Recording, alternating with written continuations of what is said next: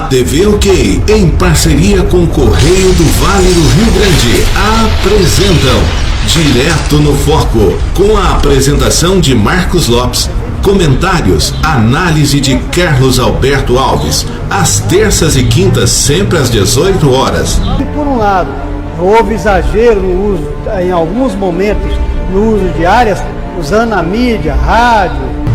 A notícia vista por todos os ângulos que interessa a você. A análise, o comentário, direto no foco.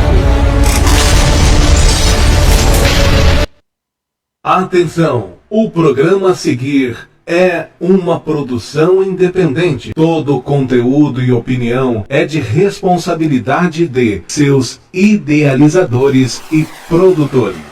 Eu tô aqui no Alziro Veículos, meu amigo Alziro Veículos, aqui na entrada da cidade, logo próximo ao trevo de entrada, e tá uma loja linda, maravilhosa, e eu tô aqui com o Alziro. Tem uma Hilux prata aqui, gente, sonho de consumo de muita gente. Alziro, que ano que é essa Hilux? Hoje essa Hilux é 2011, é uma caminhonete muito nova, está numa promoção, 2.000 abaixo da tabela. Vamos aproveitar, gente. Vem aqui conhecer a caminhonete de primeira, muito boa. E financiamento é na hora, né, Alziro? Financiamento faz até 60 vezes. Faz esse financiamento, dentro de 15 minutos está aprovado, se a ficha for aprovada. Vamos aproveitar aqui, ó. Tô vendo esse Onix. Que ano que é esse Onix e quais são as condições dele, Alziro? Esse Onix é 2019, R$ 38.000 à vista ou parcela em 48 vezes. Alziro, essa Hilux prata, coisa linda, qual que é o ano e quais são as vantagens dela? Uma Hilux 2012, muito nova, completa, caminhonete com 97 mil quilômetros, o valor dela hoje R$ 95.000, for financiar, a aprovação é durante 15 minutos, será aprovado o cadastro. Aqui no Alziro Veículos, prisma automático, coisa linda, carro de procedência, garantia que só o Alziro Veículos dá para você. Quais são as condições aqui, Alziro? É um Prisma 2014 automático, fazemos financiamento até 48 vezes, ou valor de venda à vista R$ 37.000.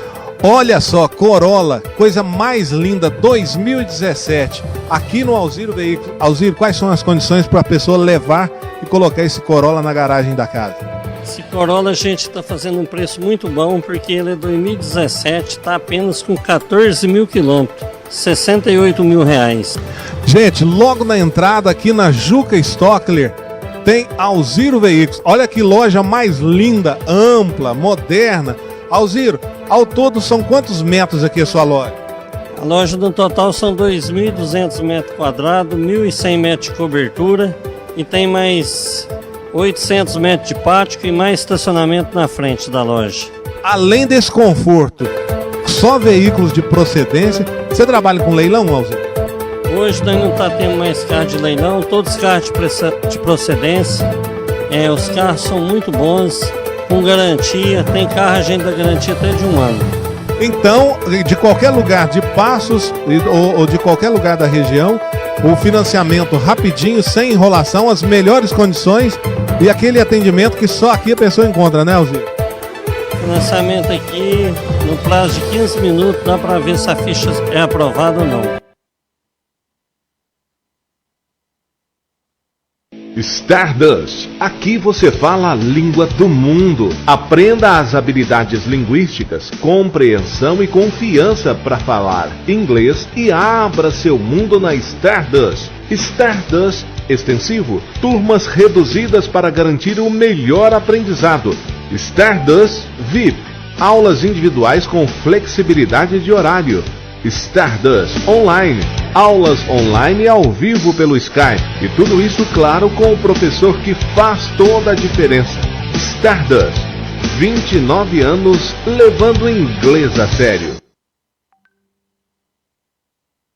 Um abraço para você ligado com a gente. Hoje, terça-feira, dia 10 de março, são 18 horas e 20 minutos, 18 e 20. Muito obrigado pelo carinho da sua audiência. Mais uma vez, vale aquele recado. Compartilhe a nossa live curta, siga a nossa página, você vai estar ajudando a gente, fazendo com que muito mais pessoas vejam esse nosso trabalho. Dessa maneira você estará nos ajudando e muito. Vem chegando com notícia, comentário, ele, Carlos Alberto Alves. Muito boa tarde, são 18h20 agora, Carlos Alberto. Então vamos lá, muito boa noite, Marcos Lopes. Você fala boa tarde, eu faço a transição aqui para a noite, tá bom? A gente vai fazendo esse meio de campo. Olha, hoje nós vamos tratar aqui no nosso programa de assuntos interessantes, como a questão do rebulir, do momento político que nós vivemos, com saída para um lado, vinda para outro. É um momento que abriu a janela para que os partidos, para que os vereadores, candidatos possam mudar de partido se for do interesse deles. E alguma coisa anda acontecendo nesse sentido. O mundo político está oriçado, não está, Carlos? Está bem oriçado. Fomos a Furnas e lá acompanhamos a manifestação que briga pela cota de 762, uma cota mínima para que os investimentos de turismo, agropecuária, agricultura e pecuária possam ser utilizados, possam ser feitos com a contribuição do Lago de Furnas, que é o grande lago para equilibrar as represas que estão abaixo dele. E isso aí tem prejudicado demais a economia da nossa região, de 34 municípios, com certeza, que são banhados pelo Lago de Furnas.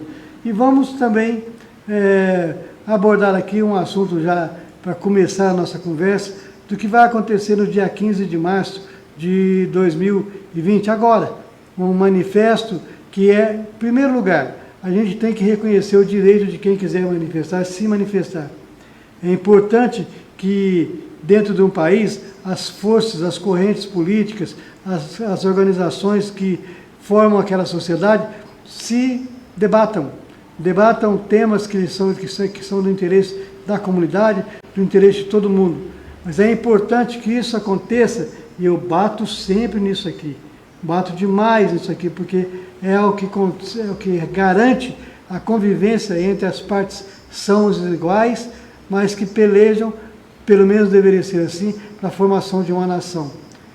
Quando uma dessas correntes, seja de esquerda ou de direita, querem impor a sua maneira de pensar e de agir sobre a outra, nós temos aí uma distorção do Estado.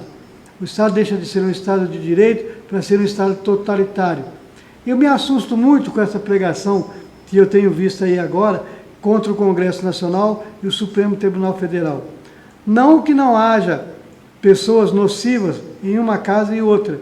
Claro que há, mas o embate devia ser em torno de conseguir provas para condenar, para punir aqueles que cometem erros dentro do Congresso Nacional e aqueles que cometem erros dentro do Supremo Tribunal Federal. Isso é a maneira correta de conduzir um processo que busca interagir com a comunidade para mostrar a sua razão de ser. Não esse tipo de manifestação que está tendo o apoio do presidente da República. Veja bem se isso aí é coerente. Um presidente da República num staff democrático, num Estado de Direito instituído, querer que feche o Congresso, querer que feche o STF, fazer pregação nesse sentido, completamente irresponsável, sem vontade de fazer a coisa acontecer de verdade. Agora fala em mandar para o Congresso a reforma tributária e a reforma administrativa. Que ambiente vai haver para essa matéria transcorrer dentro do Congresso Nacional? E quando chegar o momento de julgamento de algum pecado institucional, algum pecado constitucional que possa ter sido cometido no percurso para a aprovação dessas matérias, cair no STF, que ânimo haverá para que isso tramite, melhor dizendo, de uma maneira ordenada e tranquila. Perigoso o que o Bolsonaro está fazendo, muito perigoso. Perigoso para ele também, porque, de repente, as forças políticas podem fazer o que fizeram com a Dilma. A Dilma caiu por uma pedalada, que é uma coisa que quase todo governante comete, mas para ela foi um pecado mortal que a tirou do poder. Então, quando os parlamentares quiserem buscar algum pelo em ovo, de certo que encontrarão. E aí o Bolsonaro vai ficar falando sozinho, ou então buscando guarida nas Forças Armadas, que ele acredita que é capaz de apoiar ele num golpe de Estado. E o golpe de Estado é o pior dos mundos, todos os dois mundos, tanto o institucional pela cassação do Bolsonaro, que não deveria acontecer num país democrático, que elegeu de direita, ature-se o mandato dele, critique-se o mandato dele, forma-se opinião para que ele seja derrubado na ocasião propícia, que é a eleição geral, mas não por instrumentos que te apeiam do poder por um lado e outro instrumento que tenta combater a forma que o poder instituído tem que ser, constitucional, Estado de Direito. Temos que tomar cuidado. E nesse dia 15, quem tiver juízo, fique em casa. Tá certo. Vamos então com a primeira pauta de hoje, meu amigo Carlos Alberto. As escolas estaduais têm aí as suas aulas paralisadas, eu não sei se já na sua totalidade, mas nós vamos ouvir a Maria Antônia Mourão. Será que Mourão é daquele? Diretora do Sindiúti e coordenadora da entidade em Passo. Ela vai falar sobre a greve dos professores, que já dura 27 dias. Vamos ouvi-la. Conversar com Maria Antônia Mourão, que é professora e diretora do Sindiúti estadual e coordenadora do Sindiúti aqui da região de Passos. Vamos avaliar com ela aqui como anda a situação com relação à greve que os professores estão fazendo no estado de Minas Gerais. Como é que está, Maria? Carlos, agradeço a oportunidade. A greve está crescente. Hoje nós estamos com 70% em greve no estado, ao contrário do que tenta maquiar o governo. E ela está crescente justamente pelo descaso com que o governador recebeu na mesa de negociação do dia 5 a direção do Sindiúti, as negociadoras do Sindiúti. Essa greve ela é única e exclusivamente de responsabilidade do governo Zema. Ao propor um reajuste diferenciado para uma só categoria de 42%, ele esqueceu, ele passou sobre o princípio da isonomia, porque as demais categorias de funcionalismo público estão sem reajuste há muito tempo, como por exemplo a saúde. Foi feito um projeto para emendar essa proposta dele, não foi? Uma deputada do PT propôs que esse aumento, que esse reajuste se estendesse a todas as categorias. Isso aconteceu? Que pé que anda? Sim, aconteceu. É um projeto de lei da deputada Beatriz Cerqueira, não é? E até o governador tem até dia 17 para votar ou vetar, né, esse projeto. Nós já estamos... Aí ele teria que vetar, inclusive, a proposta de aumento dele. Sim, ele teria que vetar. Diferenciado, que é para a área de segurança. Sim, para a área da segurança também. Porque o que acontece é que nós não somos absolutamente contra, longe de nós, o reajuste para a área da segurança. É um reajuste merecido, também está com defasagem. O que a gente questiona é que a educação tem verba própria. Dos 25%, o governo Zema usou 18%. O restante, os 7%, daria para pagar o reajuste do piso salarial deste ano, porque do ano passado também ele não reajustou e ele não sabe explicar onde está essa verba da educação, e daria para pagar inclusive o 13º de 30% da categoria que está sem receber. Existe um planejamento para pelo menos o pagamento do 13º? Não. A indignação da categoria, e por isso a greve está crescente, foi o descaso com que o governo recebeu na mesa de negociação, porque essa reunião seria dia 20 do mês passado, chamada pelo próprio governo. Ele mesmo adiou para o dia 5, e quando o Sindiúti chegou para negociar, né, tudo marcado direitinho, nós éramos 2.000 pessoas em vigília na cidade administrativa de Minas Gerais. Ele não tinha proposta. Ele chamou para uma reunião e não tinha proposta. O Sindiúti disse a ele o seguinte: o 13º que não foi pago já está com desconto no informativo para imposto de renda. Isso é muito perigoso. Ou seja, ele não pagou, foi descontado do servidor. É relativo a 2019. nós não recebemos. Se ele, porventura, venha pagar porque ele não apresentou uma proposta, nós podemos ser pegos pela malha fina, porque já vamos receber em 2020 e já está lá o desconto. Então, nós não declaramos alguma coisa que nós recebemos, porque nós não recebemos. Não receberam.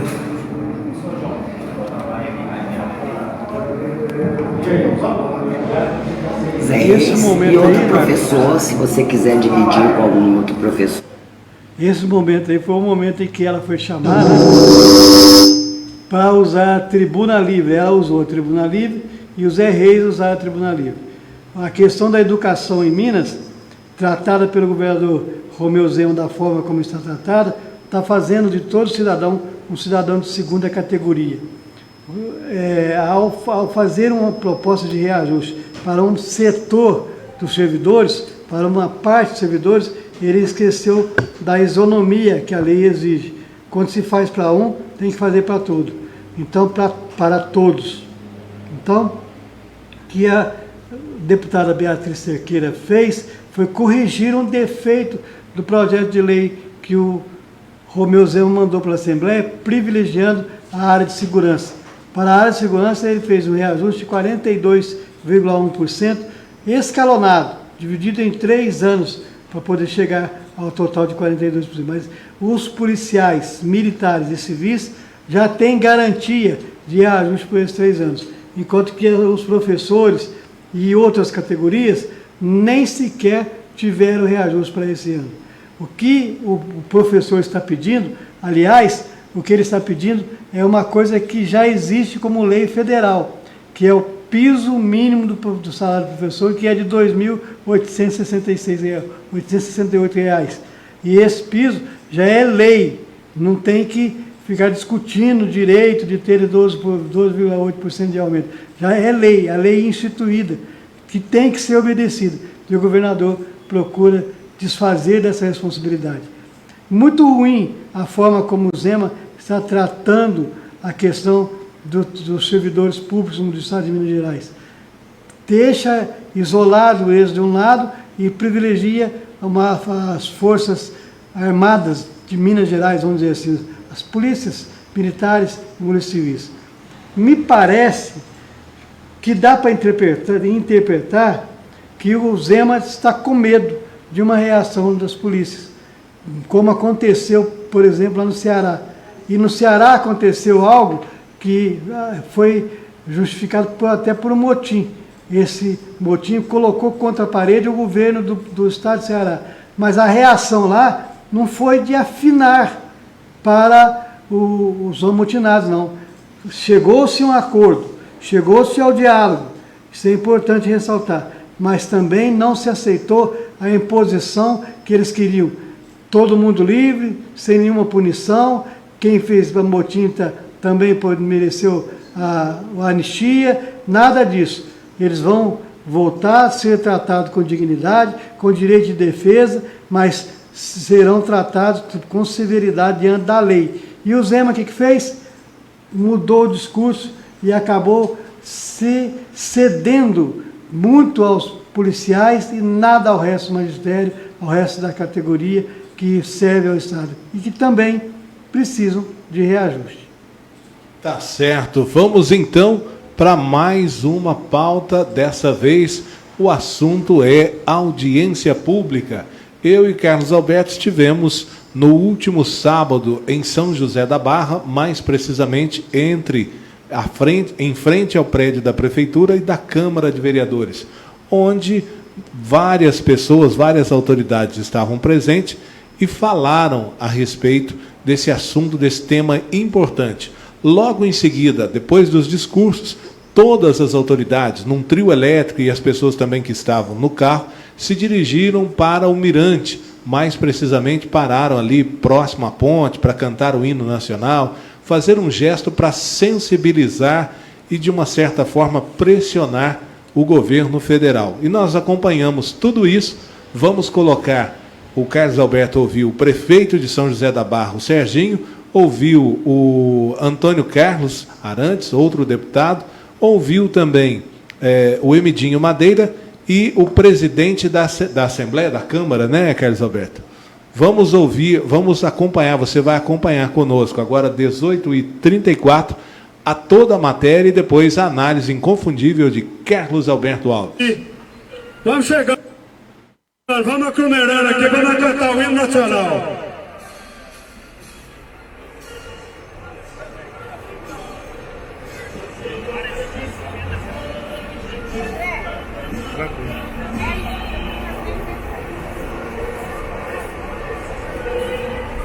Os prefeitos que chegaram, chega aqui no trio. No vídeo aqui, um apelo com o hino nacional, mostrando a grandeza dos recursos naturais, a grandeza de Minas Gerais e fazendo um apelo ao presidente. A manifestação que está acontecendo aqui no seu município. Para nós hoje é um dia especial. Nós fomos para Brasília essa semana e hoje estamos aqui com várias lideranças políticas, a bancada mineira, deputados estaduais, federais, o Emidinho está aqui também, com apoio de grandes líderes desse Brasil. E que agora, sim, nós estamos bem preparados para que possamos, através de Furnas, com a ANS, né, conseguir erguer o nível desse lago, que é um sonho para o nosso povo que está sofrendo tanto com a falta desse nível. Dá para confiar, dá para acreditar que dessa vez acontece? Estamos acreditando muito. As forças agora aumentaram. A nossa turma aumentou. Eu digo que criou-se um pelotão de frente que está lutando pelo nível. Esse nível agora, o momento é agora. Se nós perder esse momento, nós não vamos ter outra oportunidade dessa de erguer esse nível. Sim, eu acredito sim. Porque Guapé, igual eu sempre falo, né, dos 34 municípios, é um dos municípios mais prejudicados. Eu acredito muito porque é o seguinte, com todas estas autoridades envolvidas, principalmente o nosso senador Rodrigo Pacheco, né, o Emidinho Madeira também, e todos os deputados, Diego Andrade, eu acho assim que chegou a hora de nós resolver esse problema de 60 anos. Acredita possível? Sim, eu acredito muito que nós será possível sim, de chegar, mas todos juntos. Igual eu falo, então, as autoridades também, judiciário também, dá o total apoio, certo? A esta equipe, a essa demanda, certo? Então estou muito confiante sim, que nós vamos chegar nessa cota, principalmente 762. Essa questão. Boa tarde a todos. 1, 2, 3. Também deputado Antônio Carlos estar Alves junto, aqui, dando Furnas, essa força São José da Barra, para esse grande somando a luta momento pela da cota nossa, de de 762. toda a nossa região Essa aqui do cota Lago você de acha que ela é Furnas. suficiente ou É um precisava momento de mais? importante na história do nosso povo. Nós podemos, como normalmente tem ficado nos últimos anos muito abaixo disso, a 762 seria a cota mínima, né? Mas o ideal que nós temos que sonhar e trabalhar e fazer a nossa parte é que chegamos no topo máximo. Porque o dia que isso chegar acima da cota 62 e chegando no máximo, você não tenha dúvida que o que vai ganhar no desenvolvimento econômico, através do agronegócio, através do turismo, da valorização dos terrenos, dos ranchos, das pousadas, então uma coisa compensa a outra. E principalmente porque nós temos sol de sobra. Então, todos os órgãos competentes que têm responsabilidade de geração de energia têm que partir diretamente para o lado, principalmente do sol, energia solar. Agora, o que nós vimos foi a ANEEL querendo taxar a energia solar, ou seja, querendo ficar só com a água mesmo, para cobrar, inclusive, tarifas mais caras. Nós não podemos admitir. O movimento, no meu entendimento, ele tem que ter vários pontos aí de ação, de ataque, né? Mas principalmente para que o governo invista forte. Quase que não precisa de recursos, porque recursos, a própria iniciativa privada, fundos brasileiros, fundos internacionais, hoje banca qualquer investimento em energia solar para vender energia. O que o governo tem que fazer é incentivar e dar todo apoio. No momento é propício, essa luta não é nova, pela cota mínima, ela não é nova. Você acha que o momento é propício para que ela seja finalmente aprovada? Sempre teve os movimentos, mas eu acho que agora o movimento está muito mais coeso, muito mais organizado e com muito mais força. E hoje nós temos um advento muito forte que nós não tínhamos antes, que é o advento da rede social. E vocês, da comunicação, da rede social, tem um papel fundamental. Tanto é que já tem um grupo aí com mais de 200 mil pessoas participando. Então o avanço é muito grande. Então nós temos muito mais força política hoje em todos os sentidos, e isso vai incomodar, no meu entendimento, e conseguir transformar em resultados palpáveis. 60 prefeitos estão presentes, muitos vice-prefeitos, vereador, o líder da bancada mineira é o que reforçou esse evento, que deu mais estrutura. Ele deixar os seus afazeres cheio de compromisso, ele que cuida de nós em Brasília, agora ajudando a cuidar aqui do Lago de Furnas e de Peixoto. Muito obrigado. Viu? Olha, toda a união política é com esse objetivo. Nós fizemos chegar, junto com o Emidinho, que tem feito um excepcional trabalho, aos demais deputados federais, senadores, nós fizemos chegar como líder do PSD ao presidente da República, aos generais que coordenam os ministérios. Fomos muito bem atendidos no Ministério, dessa vez, de Minas e Energia, que propôs nos dar uma posição concreta nos últimos dias da cota mínima. É uma vergonha manter a atual cota mínima de 750, isso aí mata toda a região, que é o que eles vêm usando nos últimos anos. Nós queremos o uso múltiplo e a cota 762. Essa energia que o Brasil usa abaixo da cota 762 é às custas de muito sofrimento dessa população aqui. E isso nós não podemos mais permitir. Nós vamos estar mobilizados, Senado, Câmara Federal, para atingir o nosso objetivo. A luta por uma cota mínima no Lago de Furnas que possibilite as cidades serem banhadas de verdade pelo Lago de Furnas é muito importante. Quem sabe a história de Furnas sabe o quantas pessoas deixaram suas lidas, suas terras. Muitos suicídios aconteceram no momento em que o governo Juscelino Kubitschek resolveu implantar a usina hidrelétrica de Furnas. Por que aconteceu isso? O Brasil estava entrando em colapso na energia, não tendo condição de fornecer para o crescimento que se avizinhava pudesse vir. Então, a alternativa foi buscar a fundação de uma companhia energética que fizesse da energia hidráulica capacidade de abastecer o país. Furnas nasceu desse propósito, mas nasceu arruinando milhares de hectares, centenas de famílias que tinham ali o seu sustento, usavam a várzea que margeava o Rio Grande para a plantação de arroz, plantação de produtos agrícolas, que eram alimento na mesa do cidadão e meios de vida daquelas famílias. Calcula-se que 30 mil pessoas foram afetadas diretamente por essa situação. Pessoas, fazendeiros que eram ricos, amanheceram pobres do dia para a noite. Anoiteceram ricos e amanheceram pobres pela implantação do Lago de Furnas. Quando se via as águas chegando e abocanhando terras férteis, cidades vizinhas, Fama, Guapé, foram cidades que foram engolidas pela água e algumas, inclusive, como São José da Barra, nasceram de novo em outro pedaço de chão daquele que foi tomado pela água, não poderia ter condição de sobreviver.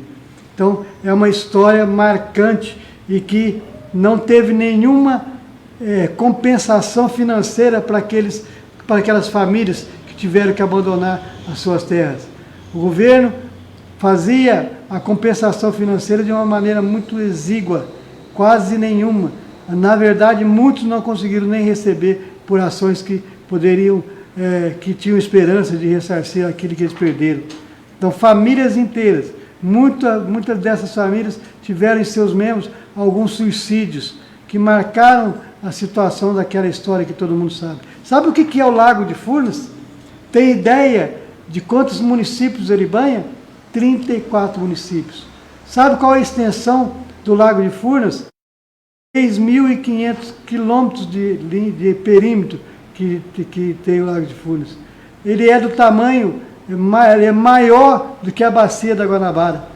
E de uma forma natural, aproveitando o potencial aquífero que existia ali, aquela quantidade de água que existia ali, foram surgindo investimentos, pesqueiros, restaurantes, pousadas, gado, plantação mais acima, foram surgindo. Aí a iniciativa da vida de cada um foi surgindo novamente um meio econômico para que as pessoas pudessem usufruir do Lago de Furnas.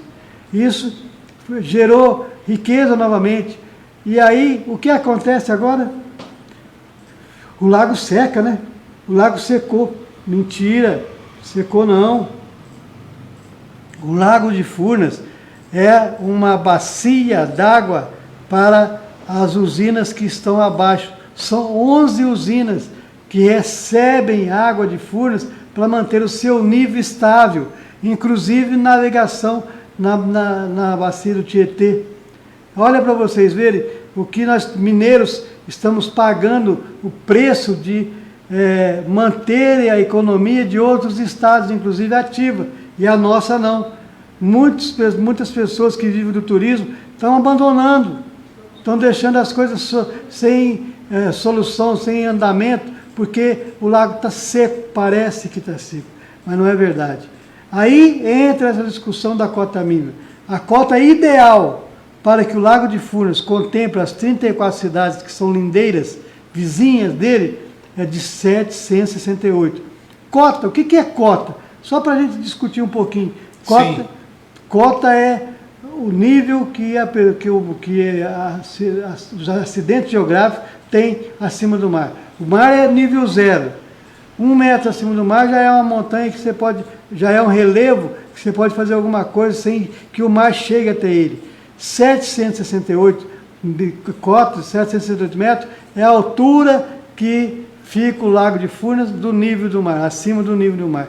Aí, esse é o nível ideal para compensar tudo o estrago que Furnas pergunta que não quer calar e que todo mundo faz, e já me perguntaram, talvez até você saiba, quem é que vai abrir ou fechar a torneira para chegar a água nos 700, 760, 765? Existe. É a ONS, é o governo federal, quem que é? É a ONS, Organização Nacional do Sistema Elétrico.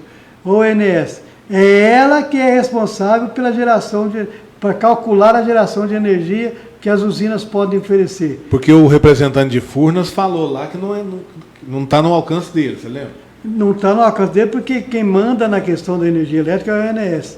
E ele prioriza o fornecimento de energias. Mas não só, porque aí também existe a ANA, Agência Nacional de Águas, que pode equilibrar, pode propor medidas que equilibrem mais a situação do Lago de Furnas. Então, são 2 órgãos que comandam o nível do Lago de Furnas. 750 só serve para poder compensar a falta de água nos lagos abaixo, nas usinas abaixo de Furnas.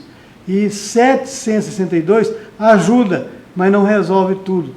Alguns municípios ainda vão ficar carentes de uma cota que satisfaça a necessidade dele no turismo, na pecuária, no pesqueiro, entre outras atividades que o Lago de Furnas pode hoje oferecer como mitigação pelo mal que ele já provocou em muitos cidadãos mineiros. Vamos para mais uma matéria então, Carlos Alberto Alves. Sei que manda, Marcos Lopes. Nós vamos trazer informação que parece que tem caso suspeito ou caso confirmado de coronavírus em Passos. Vamos à matéria. Olá, meu nome é Paula Fabiana, eu sou enfermeira, coordenadora da Vigilância Epidemiológica do município de Passos e venho, através deste, informar a população sobre o caso suspeito de coronavírus que foi notificado recentemente no município. A Secretaria de Saúde informa que todas as medidas e ações foram realizadas. O paciente encontra-se em quarentena domiciliar e aguardando os resultados laboratoriais que foram coletados. O paciente foi considerado um caso suspeito por apresentar sintomas gripais após retornar de uma viagem dos países que estão sob vigilância da doença. Não há motivo para se alarmar, sendo a principal forma de se prevenir é intensificar os cuidados de higiene, como lavar as mãos periodicamente, ao tossir e espirrar, usar lenços descartáveis, evitar aglomerações, manter o ambiente arejado e qualquer dúvida ou informação, entrar em contato pelo telefone 3522-7177. Pois é, não poderia ser diferente, né? Aqui em Passo acontecer um primeiro caso, com toda a justificativa que o setor de epidemiologia está oferecendo à população. Mas o cuidado tem que ser nosso, não apavorar, não se levar a pânico, mas todo mundo está sujeito. Então, manter os cuidados de higiene, tomar todos os cuidados sem apavorar, sem qualquer pânico para que venha amedrontar a população. Mas ele chegou em Passo. É suspeito o caso? É suspeito. Vai confirmar ou não? Não. Mas tem um quadro que o rodeia que faz essa suspeita ser real. Cuidado ao extremo, com tudo aquilo que a gente tem direito de fazer, com tudo que é nossa obrigação para não fazer esse vírus proliferar. Tá certo. Ô, Carlos Alberto, o que nós vamos agora? Vamos trazer o Gilberto Almeida? É você que manda, Marcos. Então vamos trazer aí a análise de Gilberto Almeida, direto de Belo Horizonte. Grande abraço, Gilberto. Olha, nós estamos vivendo na nossa região o grave problema do nível do dos reservatórios do Rio Grande. Existe uma questão que não pode ser abandonada, que vai em defesa dos órgãos reguladores, que é a necessidade do equilíbrio da matriz energética. Nós temos que considerar que o país sofreu muito nos últimos anos com relação aos investimentos. Como engenheiro eletricista e um estudioso dessa área, de longe ainda, porque hoje as minhas atribuições mudaram o rumo, mas mesmo assim ainda acompanho, eu ouso dizer que não fosse a recessão, não fosse o desaquecimento da economia que aconteceu durante, digamos, os últimos 6 ou 7 anos, que nós estaríamos hoje com uma pane energética por falta de investimentos condizentes com o crescimento, por exemplo, do parque industrial brasileiro e da demanda por energia elétrica. Então, dessa forma, o país hoje está produzindo dentro do limite quase máximo, e com isso é preciso que o reservatório, por exemplo, da usina de Furnas, que é o regulador de todas as outras, que ele muitas vezes fique a um nível mínimo. Mas existe um outro lado também, que é a exploração econômica do turismo, que são investimentos significativos que foram feitos à margem do lago, e com a queda do nível, brusca do nível do reservatório, eles estão praticamente inviáveis. Nós temos, por exemplo, na região de Furnas Tour, em Formiga, um grande empreendimento de um hotel de luxo que está no seco. E quando foi construído não existia, as regras são outras.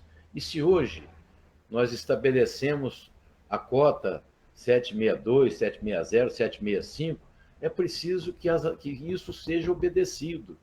Nós temos que ter a consciência de que essas questões têm que ser bem regulamentadas e cumpridas. É a velha história de cumprir o que está estabelecido na legislação e nos regulamentos.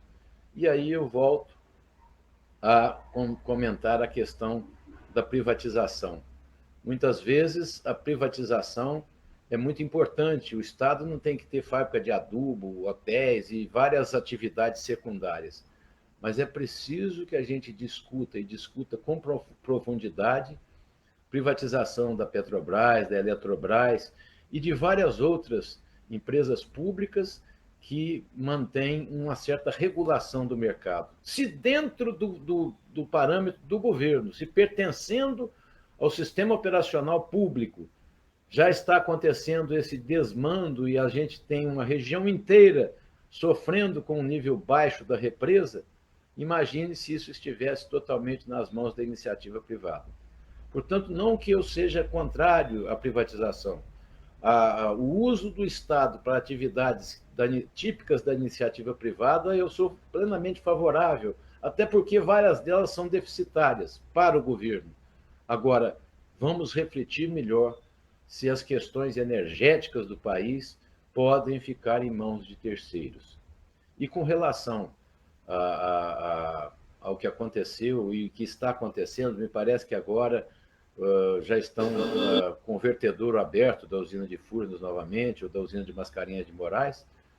Vamos levar aqui o recado ao senador Rodrigo Pacheco, que provocou uma reunião, uma audiência pública no Senado Federal e possivelmente foi um dos vetores que fizeram a situação melhorar.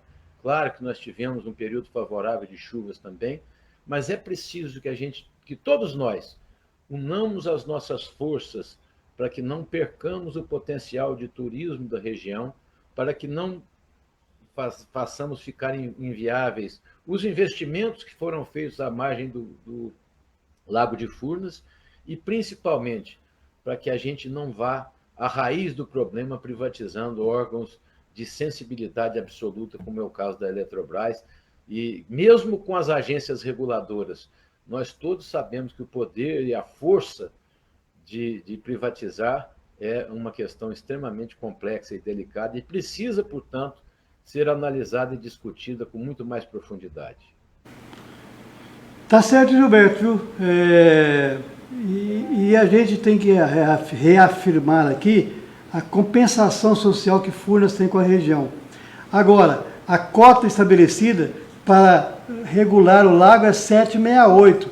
Se isso nunca foi obedecido por Furnas, o que tem que ser feito agora é a obrigação de Furnas a obedecer aquilo que for determinado por uma legislação que venha dizer se a cota é 762 para o Lago de Furnas, 663 para o Lago de Peixotos, mas tem que ser determinada legalmente e seguida pelo ONS e pela ANA, que é a Agência Nacional de Águas. Isso resolve a questão mais ou menos, bem mais para mais do que mais para menos.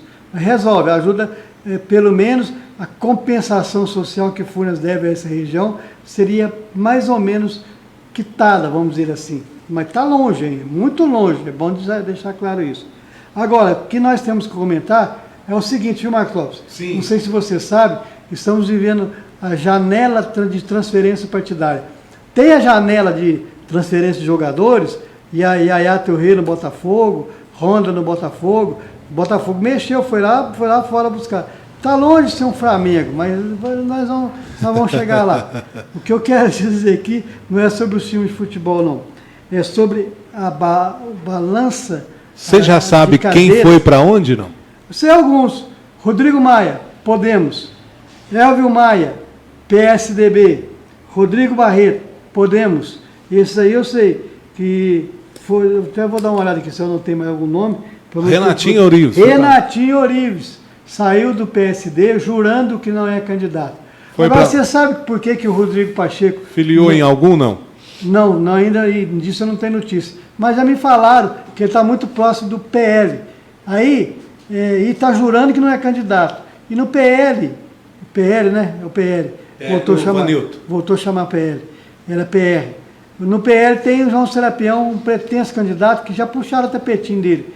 O João já bateu com os dentes no chão por causa dessa puxada de tapete. Às vezes está aí Renatinho, candidato a prefeito, não, e João vice. Não, mas aí é matar o coitado do João pro resto da vida.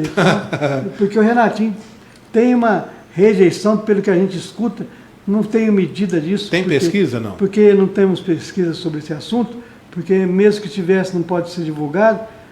Pode ser divulgado se for ao TRE, ao TSE, ao cartório eleitoral e registrar. Hoje registra direto em Belo Horizonte, não registra direto no cartório eleitoral mais. Tem o registro lá, a forma de fazer o registro de pesquisa eleitorais, só assim podem ser divulgadas. Caso contrário, é multa serena e alta. Mas o que eu quero dizer para você, se você sabe por que o Rodrigo Pacheco não estava aqui no Lago de Furnas. Por quê? Ué, ele achou um jeito estranho.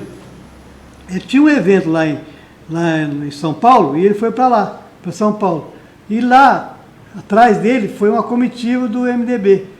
O Eric Freire, o Fábio Calas, tinha ali mais alguns nomes que são bem chegados ao Rodrigo Pacheco. Qual é a missão? Qual era a missão? A missão era o seguinte: falar ao Rodrigo para trabalhar uma maneira de chegar ao judiciário e viabilizar a candidatura do Fábio Calas, que anda... tem um negócio estranho ali, Marcos. Então, entrou uns caras... voltou aqui. Porque aí eu não estou vendendo carro, estou vendendo ideias. Aí, agora sim. Aí é o seguinte, foi para lá para poder pedir ao Rodrigo Pacheco uma interferência, uma maneira de agir no bastidor, não sei como, com ação judicial, para viabilizar a candidatura do Fábio Calas, que eles estão vendo que não é uma coisa fácil. Fábio Calas tem uma condenação em segunda instância e ele fez um recurso ao Supremo Tribunal Federal e ele recusou, o Supremo dele recusou esse recurso. Então a situação dele hoje é inelegível e está difícil dele superar isso. Então, se o MDB não tiver alternativa, é bem capaz de o MDB, que tem um candidato forte e inegável, e de repente ficar a ver navios. Aí complica, hein? Muito. Carlos Alberto, um grande abraço para você. Até quinta-feira. Já tem alguém para trazer na quinta? Eu convidei a Elvete, que é do Conselho da Mulher, convidei a Richelle, que é do OAB Mulher, e vou convidar a delegada também para a gente estar aqui quinta-feira falando dos direitos e de como a mulher tem ascendido na escala social, de trabalho, serviço, educação. Vamos debater aqui a situação. Na quinta, a bancada empoderada, não é isso? Exatamente. Um abraço, Carlos Alberto. O poder está com a mulher. Um abraço. Nós vamos encerrando, são 19h02. Eu quero agradecer ao Sandro, quero agradecer a Iranilda, Roseli Oliveira, Denilson César, Maicon Paula, César Sebastião, a Guatabi Oliveira, a Silvia Faria, Laura Henrique, a Déia Lúcia Teixeira, a Delma, Tiago Machado Honório, Celso Marques, José Faria, Wesley Fonseca, Caio Henrique, Camila Silva, Léo Ribeiro, Vera Viana, Rosângela, Renata Santos, Giovanni Bento, Rogério Gonçalves, Rogério Santos, Geraldo Conte e as pessoas que estão nos grupos acompanhando a gente, que não dá para a gente verificar. Mas um forte abraço para você e até quinta-feira. Que ano que é essa Hilux? Hoje essa Hilux é 2011, é uma caminhonete muito nova, está numa promoção, 2.000 abaixo da tabela. Vamos aproveitar, gente, vem aqui conhecer a caminhonete de primeira, muito boa. E financiamento é na hora, né, Alzir? Financiamento faz até 60 vezes. Faz esse financiamento, dentro de 15 minutos está aprovado, se a ficha for aprovada. Vamos aproveitar aqui, ó, tô vendo esse Onix. Que ano que é esse Onix e quais são as condições dele, Alzir? Esse Onix é 2019, R$38.000 à vista ou parcela em 48 vezes. Alzir, essa Hilux prata, coisa linda, qual que é o ano e quais são as vantagens dela? Uma Hilux 2012, muito nova, completa, caminhonete com 97 mil quilômetros, o valor dela hoje R$95.000, for financiar, a aprovação é durante 15 minutos, será aprovado o cadastro. Aqui no Alziro Veículos, Prisma automático, coisa linda, carro de procedência, garantia que só o Alziro Veículos dá para você. Quais são as condições aqui, Alziro? É um Prisma 2014 automático, fazemos financiamento até 48 vezes, ou valor de venda à vista R$37.000. Olha só, Corolla, coisa mais linda, 2017, aqui no Alziro Veículos. Alziro, quais são as condições para a pessoa levar e colocar esse Corolla na garagem da casa? Esse Corolla a gente está fazendo um preço muito bom, porque ele é 2017, está apenas com 14 mil quilômetros, R$68.000. Gente, logo na entrada aqui na Juca Stockler tem Alziro Veículos. Olha que loja mais linda, ampla, moderna. Alziro, ao todo são quantos metros aqui a sua loja? A loja no total são 2.200 metros quadrados, 1.100 metros de cobertura e tem mais 800 metros de pátio e mais estacionamento na frente da loja. Além desse conforto, só veículos de procedência. Você trabalha com leilão, Alzir? Hoje nós não está tendo mais carro de leilão, todos os carros de procedência. Os carros são muito bons, com garantia, tem carro a gente dá garantia até de 1 ano. Então, de qualquer lugar de Passos ou de qualquer lugar da região, o financiamento rapidinho, sem enrolação, as melhores condições e aquele atendimento que só aqui a pessoa encontra, né, Alzir? Financiamento aqui, no prazo de 15 minutos, dá para ver se a ficha é aprovada ou não. Center Calhas, sofisticação e bom gosto. Calhas, rufos, concertinas, exaustor eólico. É só você ligar para o Roberto, WhatsApp 999226846 ou vá direto à Rua João Pimenta 137, bairro São Benedito. Center Calhas, segurança para o seu patrimônio. Você e sua família merecem essa proteção. Consulte nossos preços. Center Calhas, estamos te esperando. Stardust. Aqui você fala a língua do mundo. Aprenda as habilidades linguísticas, compreensão e confiança para falar inglês e abra seu mundo na Stardust. Stardust extensivo, turmas reduzidas para garantir o melhor aprendizado. Stardust VIP, aulas individuais com flexibilidade de horário. Stardust Online, aulas online e ao vivo pelo Skype. E tudo isso, claro, com o professor que faz toda a diferença. Stardust, 29 anos levando o inglês a sério.